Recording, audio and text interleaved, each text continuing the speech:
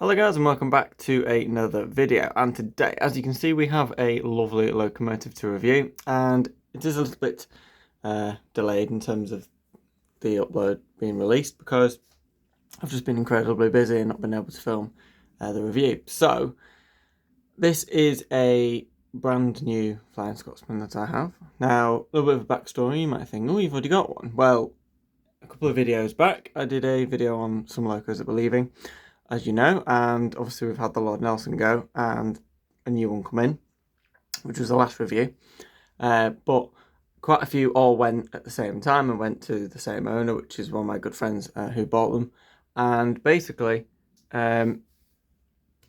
Scotsman went as well, so I've had to replace that, and this was on Colonel Model Rail Centre's website for a decent amount of money in terms of discount. And I thought, you know what, I'd quite like to get that. So this is actually a special edition full die-cast Dublo version of the Scotsman in the original condition, which I like, with the original running number 1472 with the GNL tender. And it doesn't even have Flying Scotsman nameplates. It's that early of a build. It's how it came out of the factory in 1923, which is exactly the Scotsman I like. So we're going to review it, we're going to go through the detail, etc, blah, blah, blah, that we normally do, and then run it and basically see what it's like, but it is gorgeous, so let's get to it.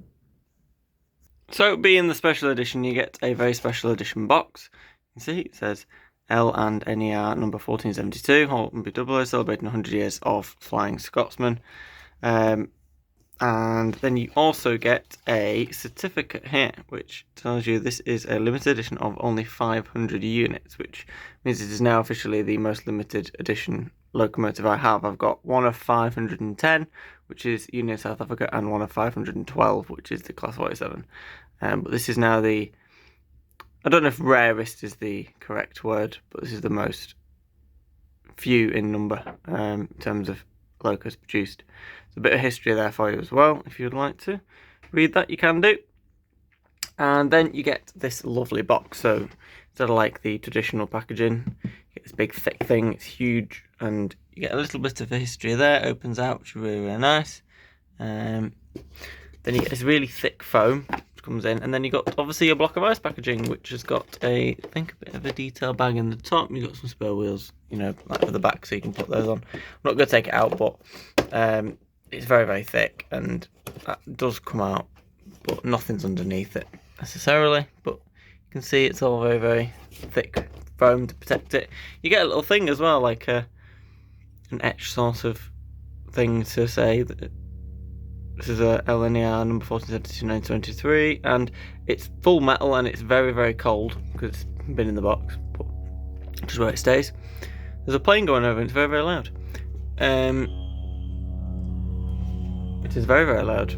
There was no instructions that came with this locomotive, which I find a little bit weird. I didn't get any, and I've looked everywhere in the box and everything like that, and I've not seen any, so I don't know. But basically, yeah. Apart from that, it is absolutely lovely box. It's very, very thick, and I do like it a lot. So you can see it says Hornby Dublo on it, which is really nice. I like the fact they revived that brand. It's quite cool, but they've done like modern interpretations of all the locos, which are really, really good. So we'll now get onto the detail of the Flying Scotsman. So there it is, you can see, and it looks fabulous.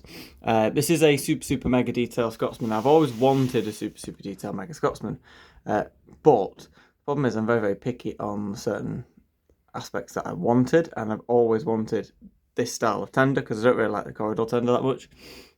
It's fine on the A4s and stuff, but I just think the A1's such a nice design, the original A1 build, and I just thought it needs the GNL tender. So obviously I'm glad I've managed to pick one up with that, and I never thought I would be able to be in the position to get the 001, but it was heavily discounted, and I thought, why not? Might as well treat myself to the a proper Scotsman, because my old railroad one was showing signs of age. It was a little bit rubbish, and I'd had it nearly a decade, so I thought, let's swap it. So that's why we've got this one, and as you can see, it is absolutely beautiful. So we're going to start at the front. You can see the buffer beam we've got like this separate sort of proper realistic coupling hook.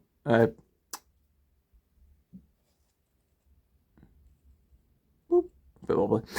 With proper coupling there, which looks really, really nice. And then you have the sprung buffers, which are really nicely sprung as well. They've got a nice springing to them. Separately fitted vacuum pipe, which is also pre-fitted, which is nice. You've got the lamp brackets, which are also done. You've got all the lining on the locomotive there, and the red there, which just stands out really nicely. Got the white around the red buffer beam, and number 1472 printed on there, which looks fantastic, which is its Great Northern running number. And then you've got the red banding all across the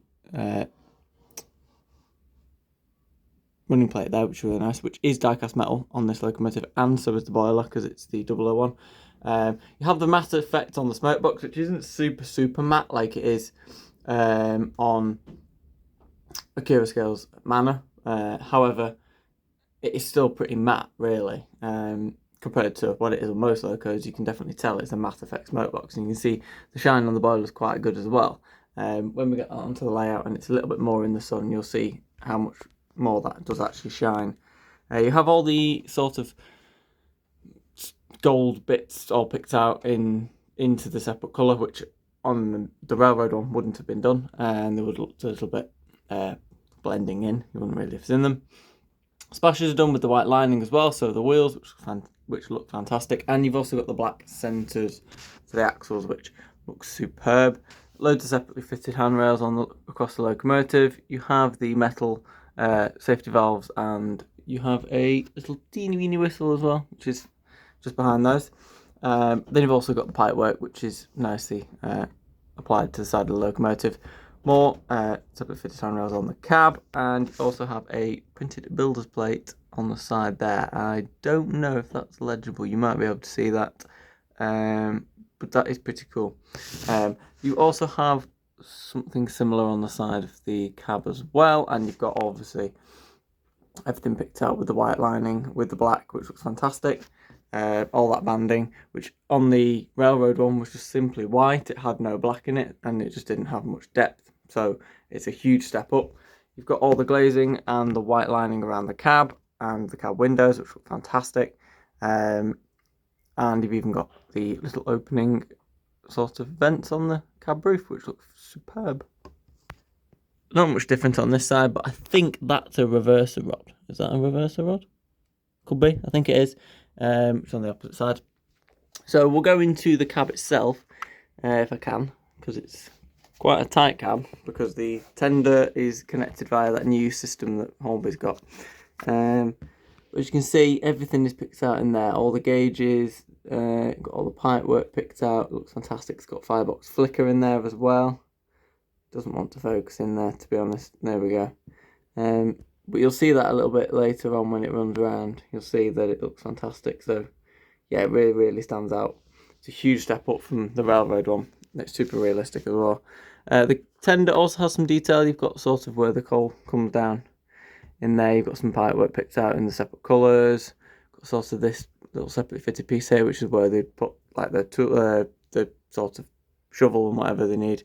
And then you've got the tender itself, which is absolutely gorgeous.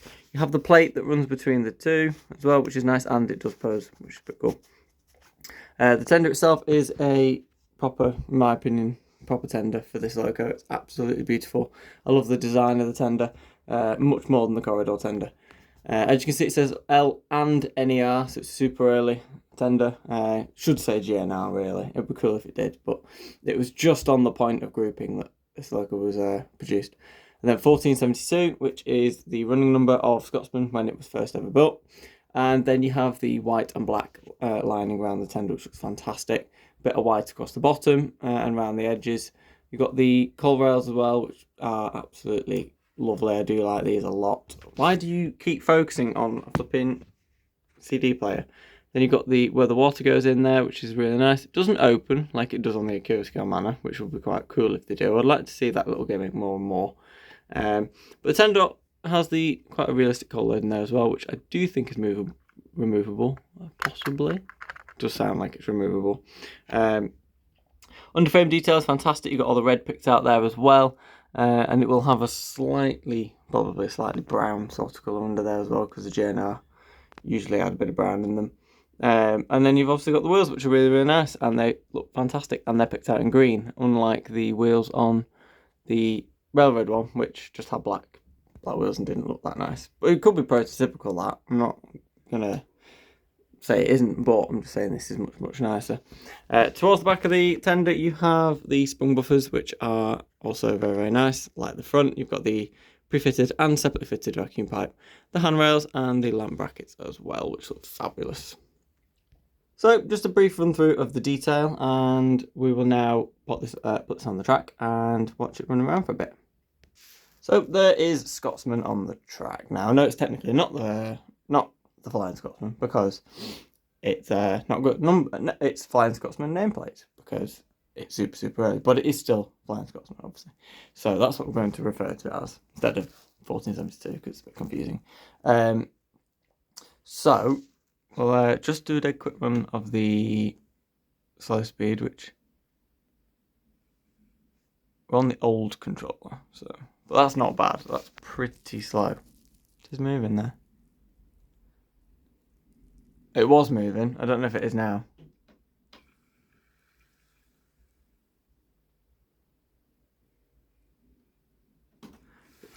To be fair, if I'm going to do super, super slow speed, I might as well do it on the HM.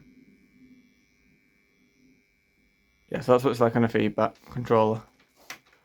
Pretty slow, that.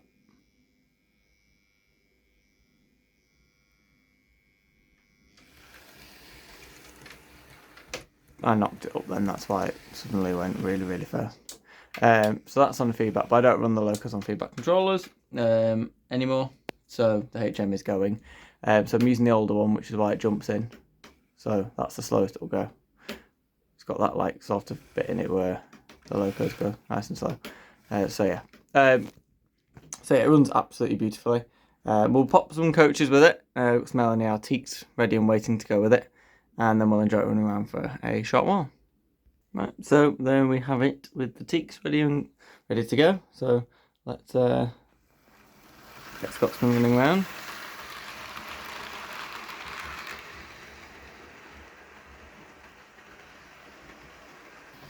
So there it is. Does look gorgeous.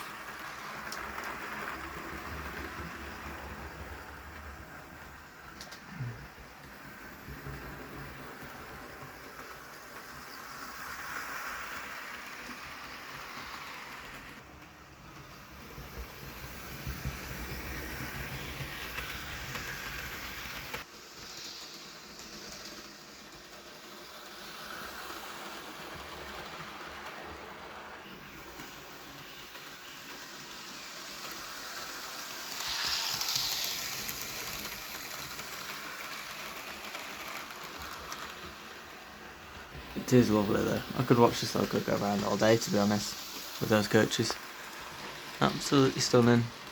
Yeah, the P2 went as well, but obviously I already have the Super Detail Modern P2 Prince of Wales, so that went. So there will be a replacement for the Ginty, which also went, and there will be a replacement for the O3 that's left. So pretty much everything will get a replacement except from the P2 because the P2's already been replaced, if that makes sense. I may well get the the Design Clever Cock of the North. I don't know yet. I'm going to see how things go. Might do, might not yet, but there's a lot of other stuff to come, so it's just one of those. Look at how beautiful this is. Yeah, I love Scotsman, but just in the right design and shape for me. So this is like the perfect one. And was like, yes, gotta get that. It's beautiful. Because I do like an LNER Pacific. I do, a lot. But I didn't have one that I would run all the time because the only one I had was the Railway Scotsman. It wasn't really 100% my cup of tea styling wise, and it was a bit naff, and it was showing its signs of age as well. It was a bit battered in its early life, I assume. But yeah, I'm super, super happy with this one. I think it's absolutely gorgeous. You'll see the firebox glow as it comes around again, which is pretty cool. So keep an eye out for that. You'll probably just see it. I know you can't see it then. Angle of the camera wasn't perfect. I'll try and get it when it comes around. You can see it's a very lovely day today.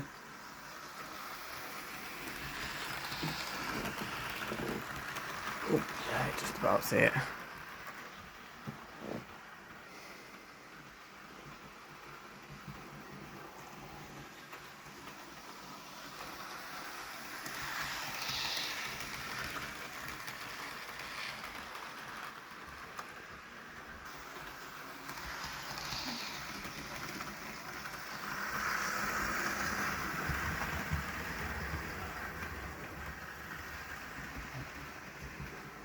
So we'll bring the locomotive in now. And stop. There we go. Bang. So that is the Dublo Scotsman full diecast. And you might hear the TV in the background. Oh, sugar. Let's close the door. Get a bit warm in here because of the sun. So that is the Dublo Scotsman, and it's absolutely gorgeous. I'm super happy with it being in the collection now. Finally got a lovely LNER Pacific. Finally, I think it's the only. Well, no, it's the only A1 style loco I've got. Got the A4s now, but just wanted a proper A1. So super happy with it. There will be more locos. Potentially another A1 joining this year if I can afford to. But there's lots of locos coming very soon. And I think we've got a very LNER heavy year this year, potentially. So, with locos joining. So, yeah. I think the next loco to join that I have on pre-order is LNER. So, that'll be quite fun. But anyway, thank you all for watching. Let me know what you think of Scotsman down in the comments below. And I will see you very soon for some more videos. Goodbye.